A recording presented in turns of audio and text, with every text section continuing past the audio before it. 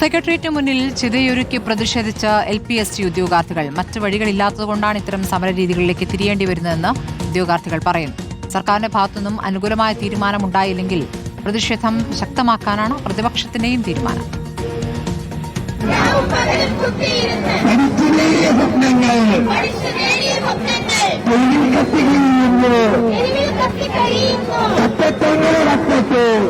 സെക്രട്ടേറിയറ്റിന് മുൻപിൽ ഉദ്യോഗാർത്ഥികൾ ജോലി തേടി സമരമിരിക്കാൻ തുടങ്ങിയിട്ട് 36 ദിവസം പിന്നിട്ടു. നിരാഹാര സമരം തുടങ്ങിയിട്ട് 12 ദിവസമായി. മണ്ണ് തിന്നു, പുല്ല് തിന്നു, നിലത്തിഴഞ്ഞു.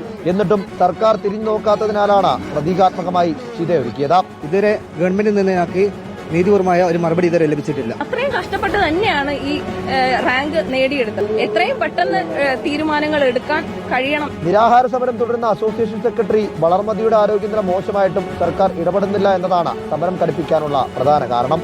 പ്രതിഷേധം കനക്കുമ്പോൾ പിന്തുണയുമായി CPM നേതാക്കളും എത്തി.